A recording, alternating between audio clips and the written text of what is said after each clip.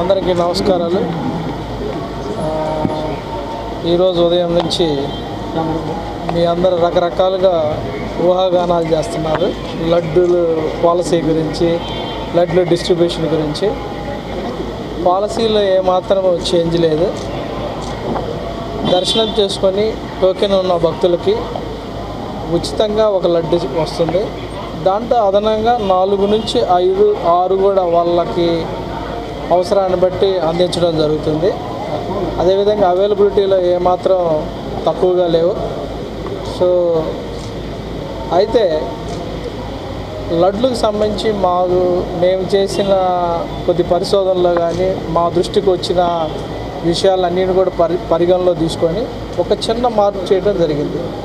దాని ప్రకారం చాలామంది దర్శనం లేకుండా కేవలం లడ్లు మాత్రమే కొనుక్కొని మధ్యవర్తులుగా, దళారులుగా మార్కెట్లో సేల్ చేయడం జరుగుతుంది. దానివల్ల బ్లాక్ మార్కెట్ డెవలప్ అయ్యడం ఈ మధ్యకాలంలో జరిగింది.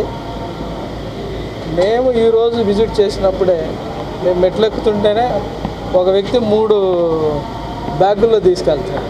అసలుకే వడలు చాలా తక్కువగా ఉంటే దర్శనం చేసుకున్నాడంటే దర్శనం చేసుకోలేదు ఆమె. సో ఇవన్నిటిని మేము ఆల్రెడీ ఈరోజు చూడంగా మాకు దృష్టికి వచ్చింది. ఆల్రెడీ మా దృష్టికి చాలాసార్లు ఇది వచ్చింది. వచ్చిన తర్వాత అన్ని విషయాలను పరిగణలో తీసుకొని దర్శనం లేని వాళ్ళకి దర్శనం చేసుకోకుండా కేవలం లడ్లు మాత్రమే కొనుక్కొని మార్కెట్లో విక్రయించే వాళ్ళకి మాత్రం ఆధార్ తీసుకొని 2 లడ్లు మాత్రం విక్రయించడం జరుగుతుంది.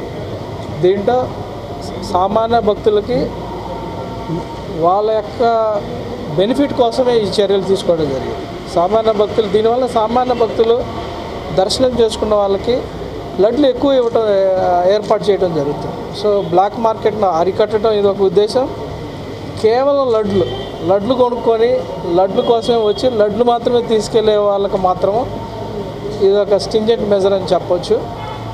బ్రాడ్గా ఓవరాల్గా ఇది భక్తులకి టీటీడీలో ఓవరాల్ అడ్మినిస్ట్రేషన్ కూడా మంచి కన్వీనియంట్ డెసిషన్ అని ఆల్రెడీ చాలామంది అప్రిషియేట్ కూడా జరిగింది.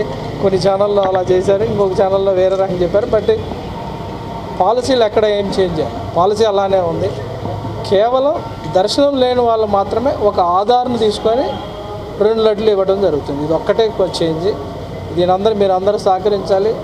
ఫ్యాక్ట్లు మాత్రం, నిజాలు మాత్రమే మీరు కొంచెం ప్రచారం చేస్తే అందరికి కూడా ఉపయోగకరంగా ఉంటుందని ఆశిస్తున్నాను. అందరికీ నమస్కారం. సరే, సామాన్య భక్తులు దర్శనం చేసుకున్నందుకు ఉచిత దర్శనం టోకెన్ ఉచితంగా ఇస్తారు.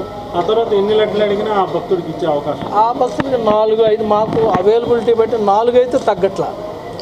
మాకు అవైలబిలిటీ ఉంటే దానికి 6 కూడా ఇస్తడం జరుగుతుంది. మా అవైలబిలిటీ కూడా చూసుకుంటాక ఒకరోజు భక్తులు 6 లక్షలు, సపోజ్ 1,00,000 మంది వచ్చారు, అప్పుడు కొంచెం తగ్గుద్ది.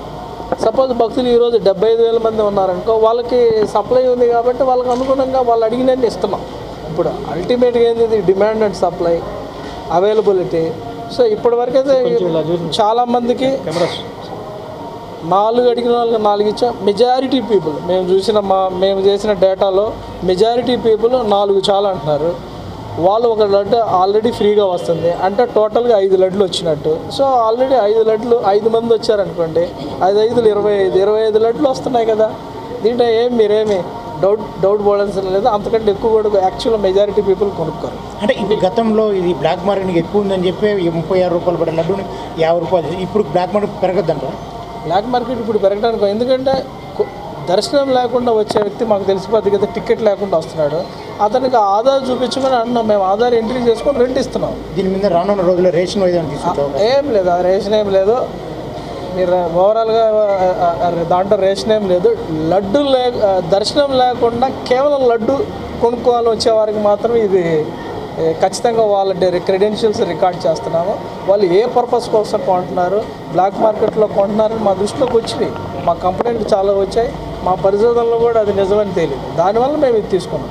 అంటే మేమేం చేస్తాం, ఆధార్ తీసుకుంటున్నాం, అందుకంటే మేమేం చేయట్లేదుగా. సరే, ఇప్పుడు ఆధార్ ద్వారా లడ్డు తీసుకున్న భక్తుడు మళ్ళీ తిరిగి ఎప్పుడు లడ్డూలు పొందే అవకాశం తీసుకోవచ్చు. 2 ఆధార్ కార్డు వచ్చి మళ్ళీ మరో రేపు వచ్చి కొనుక్కోవచ్చు. 2 తీసుకుంటున్నాం. మాకేం పెద్ద ఏమి కనిపించట్లేదు. పెట్టారు సార్ 24 అవర్స్ లేదంటే ఆ రోజు అట్లేం పెట్టలేదు ప్రస్తుతానికి. బట్ ఇలా డేటా పెడితే డేటా అనాలిసిస్ చేసుకుంటాం, మాకు అర్థమవుద్ది. రిపీటెడ్గా తీసుకునే వాళ్ళు కూడా భయపడతారు, ఎక్కడ ఏదో రికార్డ్ అవుతుంది, సో మా క్రెడెన్షియల్ పట్టుకుంటారని ఒక బాధ. నిజాయితీగా ఉండే భక్తుడికి, దర్శనం చేసుకునే భక్తుడికి మేము తీసుకునే డెసిషన్ చాలా మంచి డెసిషన్.